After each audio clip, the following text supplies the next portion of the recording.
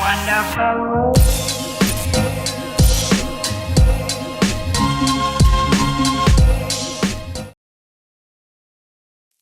Halo semuanya, selamat datang kembali di Story Film. Di film ini akan saya buka dengan wejangan yang sangat paten. Jangan pernah bully orang pendiam, atau kamu bakal berurusan sama kodam pemetik kelapa sawit. Di pulau terpencil ini, sebuah ritual boneka tanah liat berubah jadi pembantaian massal yang sangat mengerikan. Film ini berjudul Host, yang dirilis pada tahun 2025. Film horor asal Thailand yang seremnya bukan main. Kalian tahu sendiri kan film horor Thailand gimana? Ceritanya akan berfokus pada seorang remaja wanita yang sering mendapatkan bulian dari teman-temannya. Tapi para pembuli ini tidak tahu kalau orang yang mereka bully ternyata punya kodam yang siap membalas semua perbuatan mereka. Daripada kalian makin penisirin, mending kita langsung aja masuk ke alur filmnya. Enjoy the video.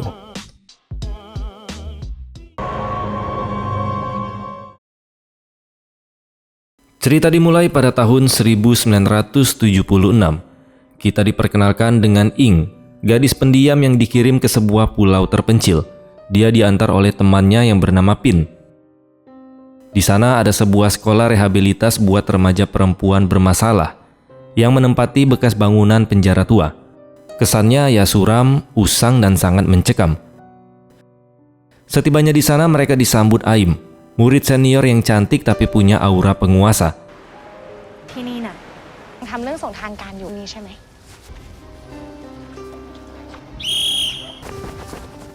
Sekolah ini dipimpin oleh Bunda, wanita parubaya yang disiplinnya nggak main-main. เรียกครูว่าแม่ครู ชื่ออิงขวัญบ้านดารุณพรเจ้า แล้วก็มีกันอยู่แค่นี้ ที่นี่จึงจำเป็นจะต้องมี Singkat cerita, nasib sial menimpa Pin. Pas mau balik ke daratan, kapalnya hancur dihantam badai. Akhirnya Bunda mengizinkan Pin tinggal di mercusuar dekat sekolah dengan syarat dia harus jadi tukang bersih-bersih tanpa digaji. Pin jadi satu-satunya cowok di pulau itu. Sebagai anak baru, Ing langsung jadi sasaran empuk di sana. Dia dikasih tugas-tugas yang berat, kayak nyalain lentera asrama tiap malam dan ngurus air mandi. Disinilah teror dimulai. Ing sering melihat sosok wanita misterius yang suka muncul terus hilang di kegelapan.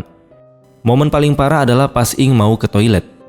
Kondisi toiletnya terlihat sangat kotor, dan tiba-tiba dia diteror oleh suara gedoran yang lumayan keras. Ternyata itu kerjaan Aim dan antek-anteknya.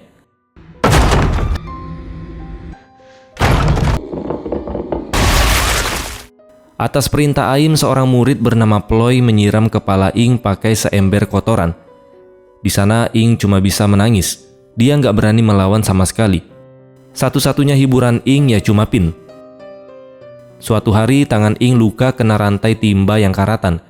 Pin datang menolong dan membalut luka Ing pakai sobekan kain sarungnya. อย่าลืมใส่ยาแดงด้วย Nah, sementara itu si Aim yang iri atau memang pengen nyiksa Ing.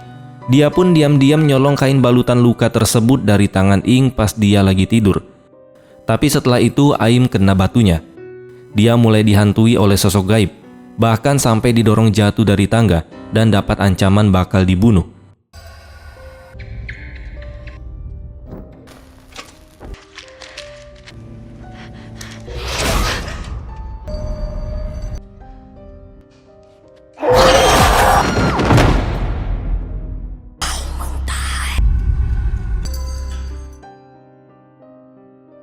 Besoknya Maprang yang merupakan sahabat Aim, dia malah menuduh Ing yang mau nyelakain Aim. Pas lagi sibuk debat, secara nggak sengaja pisau yang dipegang Ing melukai Maprang. Nah di sini Ing makin tersudut. ตกวันไหนใช่ไหมปล่อยว่าอีนี่เป็นคนทำยอมรับ Ing pun teringat dengan masa lalunya yang kelam di tempat rehabilitasi sebelumnya, di mana dia juga dibully sampai dilukai menggunakan kaca.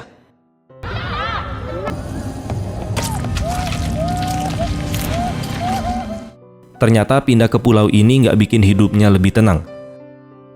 Aim pun semakin beringas, lalu dia dan gengnya ngeroyok Ing sampai memotong rambut Ing secara paksa.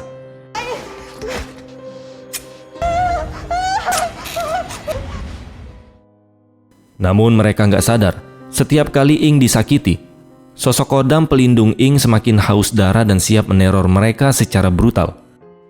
Singkatnya, saat lagi asik bercermin, Aim dikagetkan oleh sosok mengerikan di belakangnya. Sosok itu tidak cuma sekedar lewat. Dia pun langsung merangkul dan menjambak rambut Aim.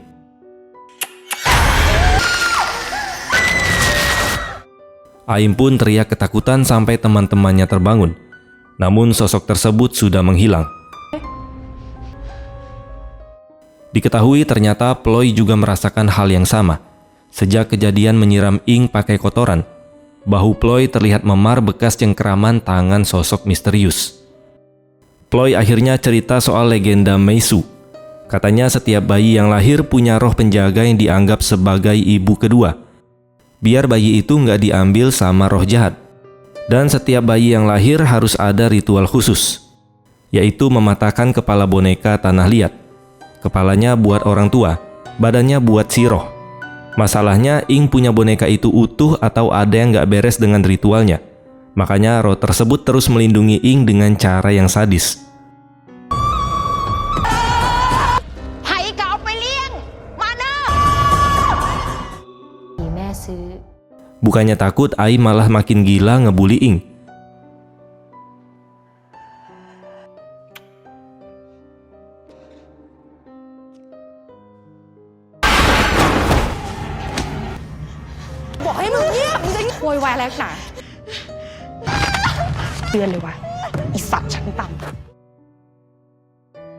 Di titik ini, Ing sudah nggak kuat dan minta Pin buat membawanya kabur dari pulau tersebut. Tapi Pin nggak berani karena resikonya terlalu besar. Sialnya, Aim malah ngadu ke bunda kalau Ing keluyuran buat ngejar laki-laki. Akibatnya, Ing pun dihukum cambuk habis-habisan di depan murid yang lain. Ternyata roh pelindung Ing nggak pandang bulu. Malamnya, bunda yang lagi keliling asrama juga diteror suara gemerincing lonceng yang mengerikan. Ada bekas telapak kaki basah yang mendekat. Lalu bunda pun dirangkul dari belakang oleh sosok iblis tersebut. Hal itu jadi peringatan kalau pelindung Ing mulai mengincar pemegang otoritas di sana.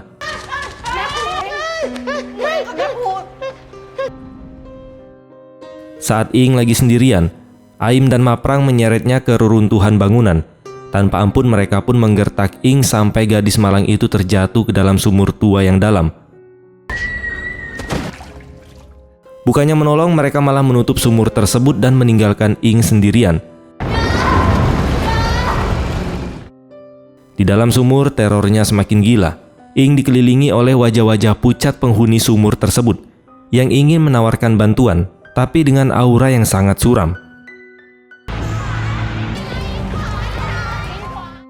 Di saat kritis, Pin yang seperti dituntun oleh bayangan Ing. Dia pun berhasil menemukan lokasi sumur itu di tengah hujan badai. Pagi harinya suasana asrama tegang karena Ing sempat menghilang, tapi tiba-tiba Pin datang membawa Ing kembali ke asrama dalam kondisi hidup. Kali ini Ing gak diam saja. Di depan bunda dan murid lainnya, Ing langsung menunjuk Aim dan Maprang sebagai pelakunya. Aim yang tadinya merasa di atas angin langsung gemetar ketakutan karena mangsanya ternyata kembali untuk menuntut balas. Cerita pun flashback ke masa kecil Ing. Dan ternyata kodam goib ini sudah ada sejak lama. Dulu Ing kecil menemukan ribuan boneka tanah liat tanpa kepala di bawah pohon yang besar. Dia pun iseng menyatukan satu kepala ke badan boneka itu. Saat ada dua orang mau menculiknya, mereka pun langsung tewas mengenaskan secara goib.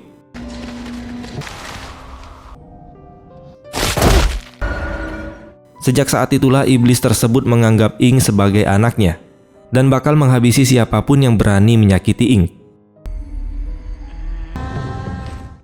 Kembali ke masa sekarang, si Maprang jadi korban pertama. Di tengah malam dia pun dicekik sampai tubuhnya melayang dan akhirnya tewas.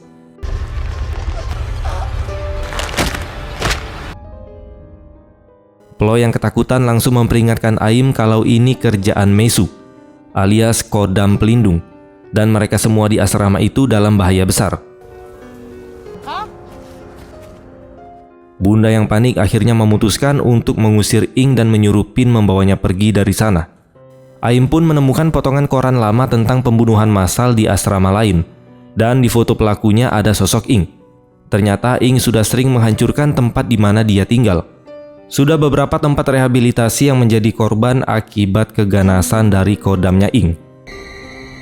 ก็คิดว่าจะได้มาเริ่มต้นใหม่ที่นี่ หยุดนะ แกรีบไปเก็บข้าว Di sisi lain, kita juga tahu masa lalunya Aim. Dia sebenarnya dipenjara karena mencoba membunuh orang tuanya. Di sana, Bunda memanfaatkan Aim. Aim boleh bebas dan berkuasa asal bisa membuat murid lain tunduk lewat aksi bullying. Jadi selama ini Aim cuma diperalat oleh si Bunda. Bunda pun mencoba membunuh Ing secara diam-diam. Tapi tentu saja kekuatan Kodam gak sebanding. Tiba-tiba Ing mendadak muncul di ruangan Bunda, dan akhirnya Bunda tewas mengenaskan karena ulahnya sendiri.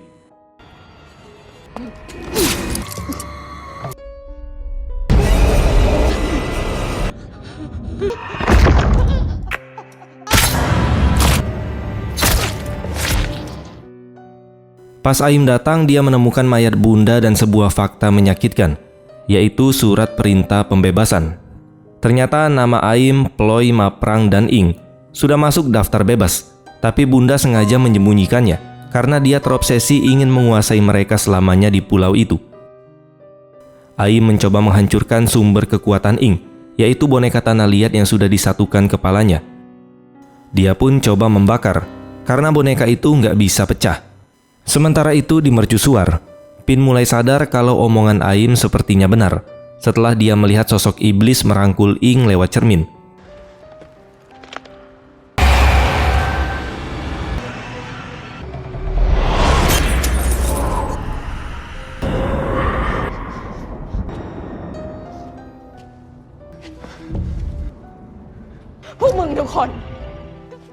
Lalu tiba-tiba kekacauan pun pecah. Salah satu murid melempar botol ke kepala Ing sampai berdarah. Tentu aja hal itu memicu kemarahan besar dari Kodamnya Ing, yang langsung membantai murid tersebut secara brutal.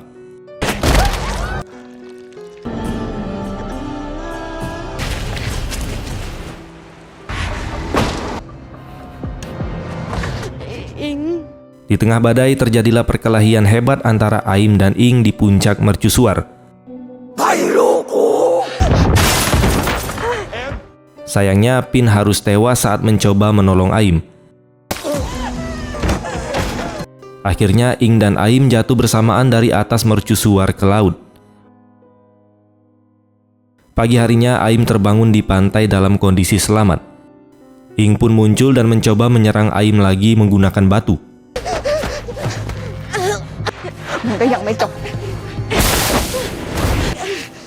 Aim yang sudah pegang pecahan botol punya kesempatan buat ngebunuh Ing. Tapi dia ragu karena nggak mau jadi pembunuh lagi. Di momen yang sangat emosional itu, Ing yang sudah hancur mentalnya malah pasrah dan meminta Aim untuk mengakhiri hidupnya saja. Karena dia merasa hidupnya tak punya tempat lagi. Di tengah keputusasaan tersebut, sebuah kapal akhirnya terlihat mendekat ke pulau. Aim yang awalnya mau ngebunuh Ing, dia akhirnya memilih untuk membiarkannya hidup dan bergegas pergi. Namun Ing menahan Aim dengan sebuah pengakuan jujur, di mana selama ini dia sudah mati-matian untuk mencoba menghentikan ibu kedua, alias Kodamnya, agar tidak membantai orang-orang lagi. Tapi semua cara yang dia coba selalu gagal. Melihat Ing yang begitu menderita, hati Aim pun menjadi luluh dan langsung mendekatinya. Tapi di luar prediksi BMKG, Ing justru melukai lehernya sendiri sambil memanggil Mesu. Saat itu juga sosok Kodam tersebut muncul dan membawa Ing pergi. Menyeretnya masuk ke dalam pasir hingga hilang entah kemana.